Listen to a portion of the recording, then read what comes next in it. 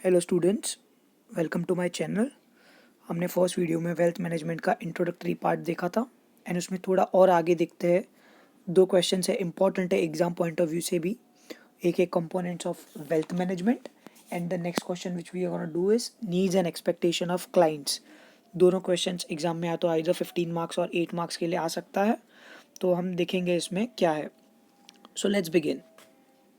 Components of wealth management. अगर जब components बोला जाए मतलब components itself means the parts of wealth management. मतलब इसके अंदर जो इतना बड़ा कॉम्प्रिहेंसिव है वेल्थ मैनेजमेंट, होलिस्टिक है, उसके पार्ट्स अंदर क्या क्या इंपॉर्टेंट है हम वो जानेंगे। यूजुअली 11 पार्ट्स है, तो इन एग्ज़ाम आप 8 भी लिख सकते हो या depending upon the marks for which the question was asked, उसके बेस पे आप लिखो। अगर 15 मार्क्स का क्वेश्चन है तो right 11 points I will say. अगर क्वेश्चन 8 मार्क्स का है तो फिर आप लिखो 8 पॉइंट्स।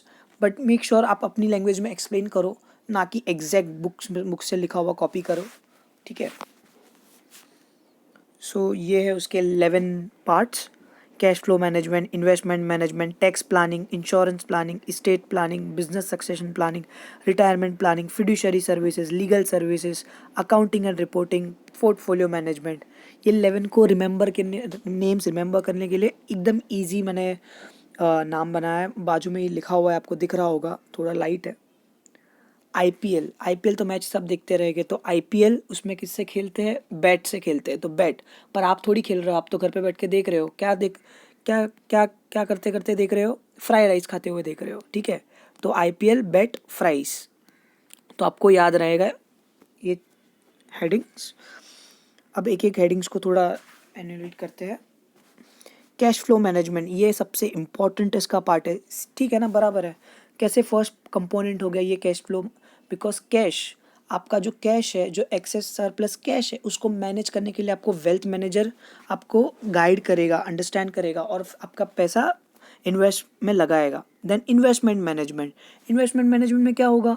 जो शेयर्स, डिबेंचर्स, म्यूचुअल फंड्स है, डिबेंचर्स है, उसको किस तरीके से कहाँ कहाँ इन्वेस्टमेंट करना है वो वेल्थ मैनेजर करेगा। तो ये कंपोनेंट हुआ ना। फिर और क्या होगा वेल्थ मैनेजमेंट का पार्ट? Tax planning. बराबर है, आप इन्वेस्ट करोगे तो डेफिनेटली टैक्सेशन पार्ट भी आएगा ही, क्योंकि जहाँ जहाँ इन्वेस्टमेंट वहाँ वहाँ पीछे पीछे टैक्स। इंश्योरेंस प्लानिंग, आप वेल्थ मैनेजमेंट क्यों करते हो? आपको अपना रिटायरमेंट के बाद का देखना है, ज़िंदगी के साथ भी, ज़िंदगी के बाद भी, तो इंश्योरेंस तो होगा। देन आता है estate planning and business succession planning. ये दोनों सेम ही है, मतलब आपके मरने के बाद आपका बिजनेस कौन टेक ओवर करेगा, तो उसके रिलेटेड भी प्लानिंग होनी चाहिए। तो business succession planning, estate planning मतलब उसमें आपकी सारी इनकम आ गई, आपकी सारी इनकम किसको दिया जाएगा, डिस्पोज कैसे करना है, किसको करना है, आपके लीगल रिप्रेजेंटेटिव, आपके लीगल हायर्स को, उसके रिलेटेड।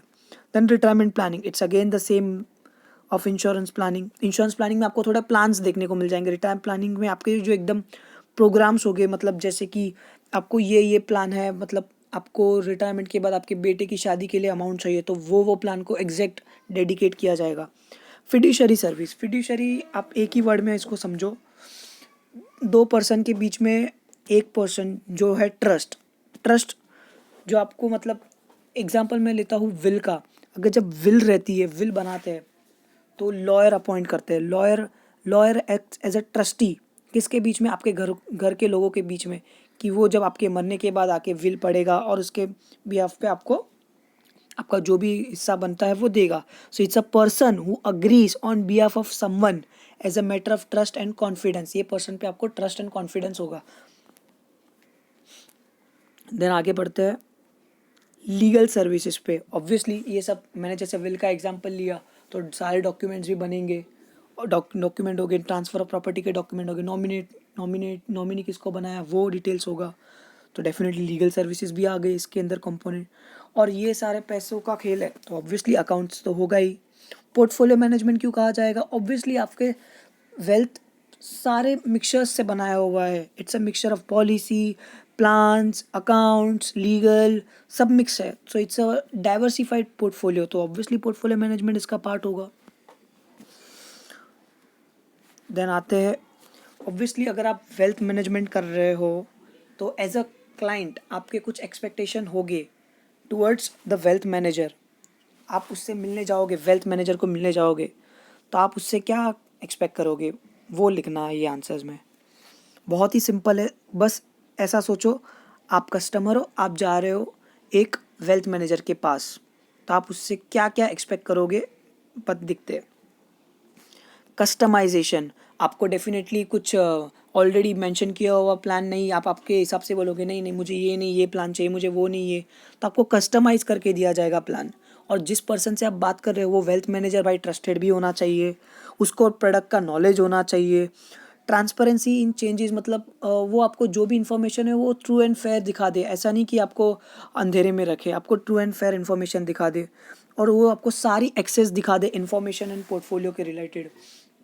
फिर आपको अकाउंट्स एंड टैक्सेशन की थोड़ी बहुत नॉलेज दिखा दे, सर आप इतना लोगे तो आपके इतने पैसे कटेंगे, इतना इस पे टैक्स लगेगा, आपका इतना बैलेंस बचेगा, तो उसको वो आपको एडवाइस देने को आनी चाहिए, वो वेल्थ मैनेजर सही होगा। और ये वेल्थ मैनेजर जो भी आपको सब बता रहा है उसे सारी रेगुलेशन और गाइडलाइंस पता होनी चाहिए। ऐसे नहीं वो हवा में बात कर रहा हो, उसे सारी कंप्लाई कर रहा है पॉलिसीज़ के साथ नहीं, या कर रहा है कि नहीं। और ये सब चीज़ होने के बाद ये सारी चीज़ों का एग्जीक्यूशन, यानी कि इसका इम्प्लीमेंटेशन स्मूथ और इजी हो रहा है। ऐसा नहीं कि आपको आपको बोल दे कि रेगुलेशन ये है आप करो वो करो, खुद ही करना चाहिए एकदम सिंपल ईजीएस्ट फॉर्म में। आपकी लाइफ इजी करना चाहिए, आप पैसे दे रहे हो ना इन्वेस्ट करने के लिए, तो आपकी लाइफ इजी वो करना चाहिए कि आपको स्मूथ में आपको रिजल्ट्स मिले और आप उसको मैक्सिमम आपका ग्रोथ मिल सके। बस मेरे ये कॉन्सेप्ट्स को अंडरस्टैंड कर लो, खुद के लैंग्वेज में आंसर लिखो, and you will score a good marks. Thank you.